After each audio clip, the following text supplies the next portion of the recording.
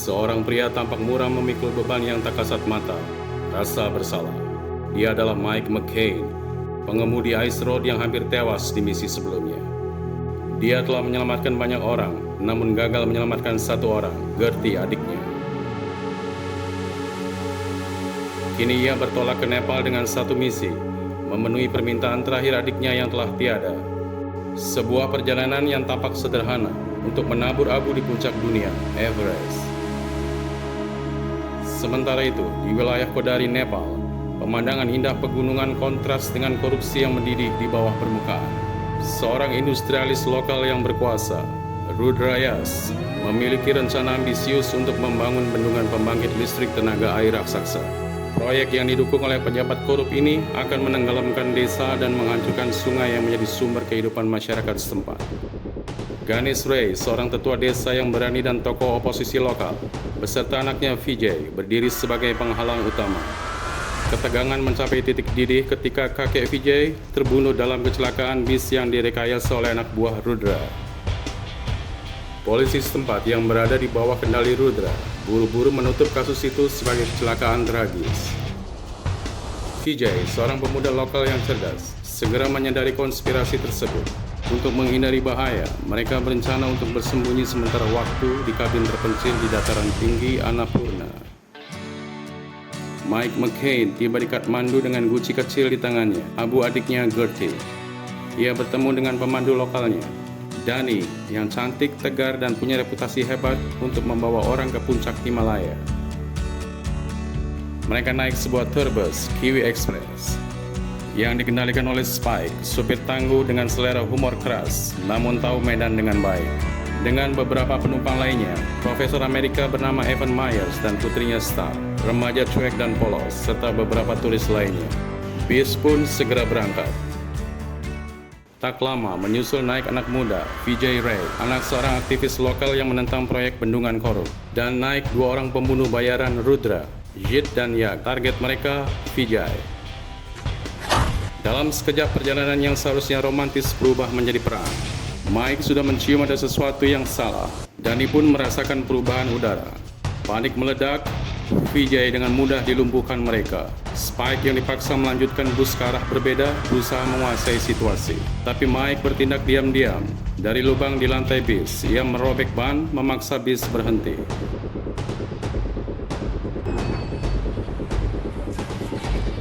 We have the boy. We alive.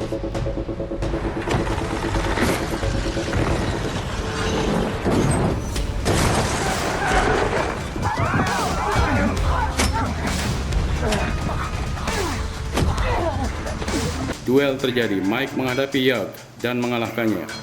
Dani menghadapi Zid dan menundukkannya. Penumpang terdiam dan menahan napas. Bis hampir terperosok ke jurang.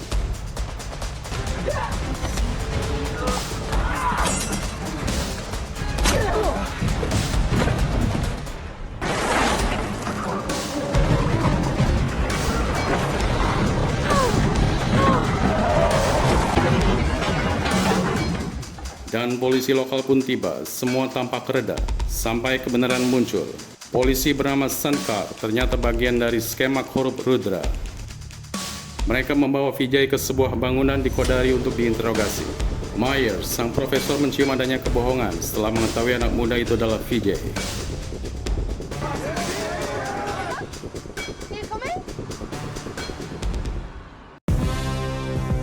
Di dalam keheningan gedung tua, Rudra Yas muncul, tenang, dingin, dan memegang kendali.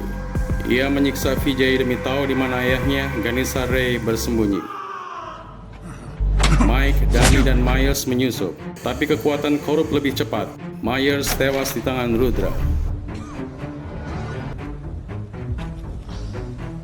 You don't know. Everyone, calm down, please.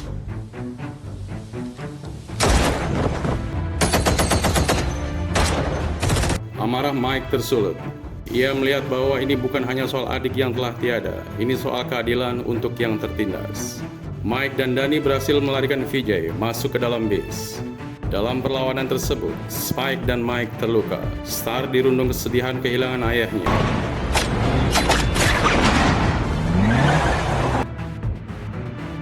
Bis Kiwi berhasil kabur, namun Spike memilih untuk tidak ikut dan melakukan perlawanan terakhirnya sendiri. Dia pun tewas di tangan Sankar. Mike memperoleh pelajaran berat. Kehilangan bisa menjadi bahan bakar untuk bertahan atau menyerah. Ia memilih bertahan.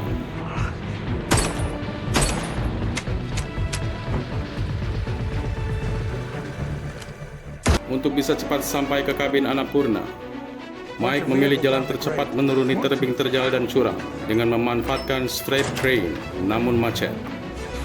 Dengan keahliannya sebagai pengemudi truk ice road, Mike akhirnya melaju tanpa strat. Namun malang, bis terguling hampir masuk jurang. Mereka semua selamat, bis rusak.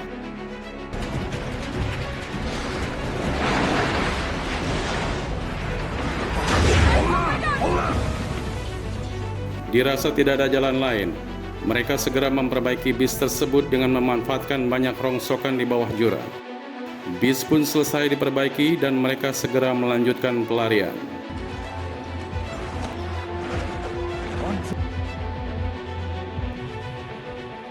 Sementara itu, Rudra dan kawannya tiba di Straight Crane. Tiba-tiba ia mendapat pesan teks dari Ganesh Ray yang menanyakan posisinya di ponsel Vijay yang sempat disitanya.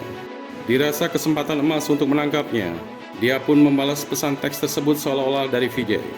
Setelah lokasi didapat, Rudra kemudian mengirimkan pembunuh bayaran untuk menghabisinya. Naas, sang pembunuh tewas dalam ledakan. Mike CS akhirnya bertemu dengan ayah Vijay di lokasi kabin yang meledak. Di tengah percakapan, ayah Vijay memberitahu kalau balasan teks tersebut bukan dari anaknya, karena kode yang disepakati bersama berbeda. Karena itu ia memasang jebakan di lokasi tersebut. Akhirnya kelompok kecil itu melanjutkan perjalanan menuju kabin di dataran tinggi Annapurna. Mike yang terluka dan pingsan mendapatkan pengobatan hingga pulih.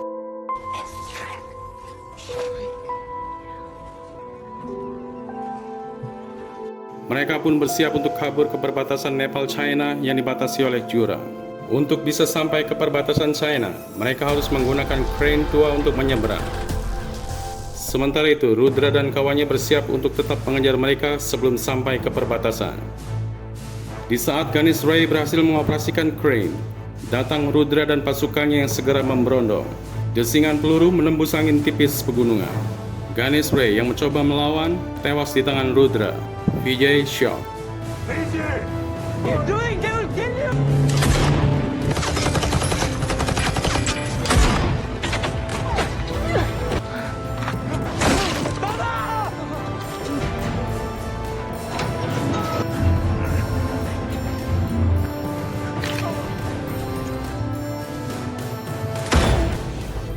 Mike tahu sekarang tidak cuma menyelamatkan Vijay, sekarang dia harus membalas.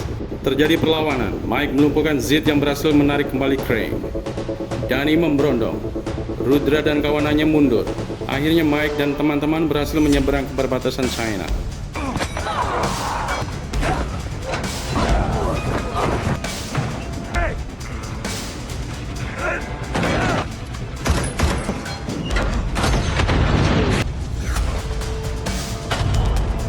Dikira semua sudah mereda, Rudra dan anak buahnya pun berhasil menyeberang.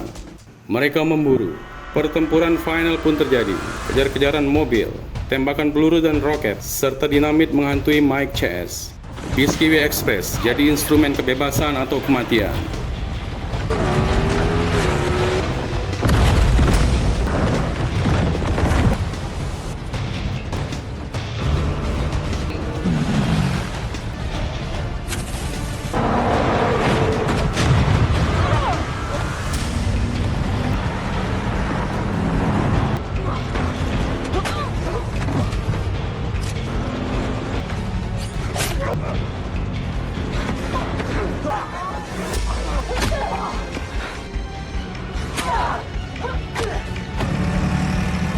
Mike CS yang sudah hampir menyerah menemukan kekuatan baru.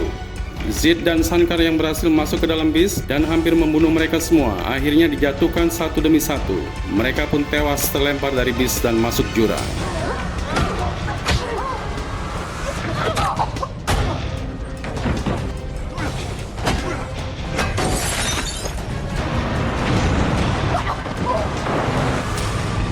Tinggal satu tersisa, Rudra.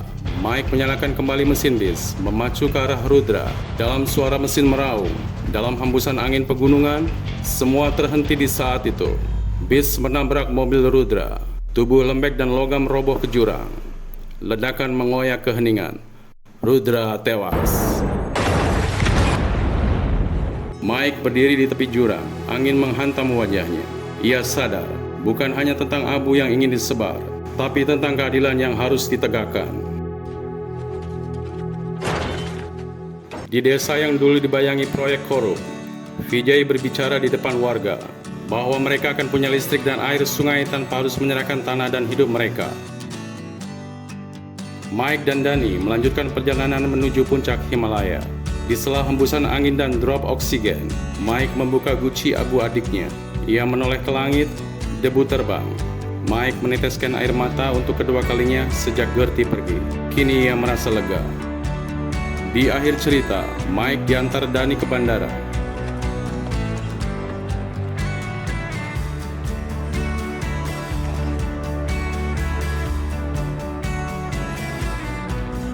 Saat sedang menunggu, dia melihat seutas tali panjat di etalase, mengingatkannya pada Gertie yang pernah berkata, "Life was for the living." Life is for the living. Dia bergegas keluar. Dani kembali menghampiri, tanpa kata, tanpa janji besar, hanya senyuman. Mike tahu kehidupannya belum selesai. The Ice Road Vengeance bukan sekadar tentang jalan es curam dan terjal yang membeku di puncak tertinggi. Ini tentang jalan yang terbentuk dari kesalahan, rasa bersalah, dan akhirnya keberanian. Dan film pun selesai. Terima kasih sudah menonton. Silakan subscribe dan aktifkan notifikasinya supaya tidak ketinggalan film seru lainnya di Greget Film. Terima kasih.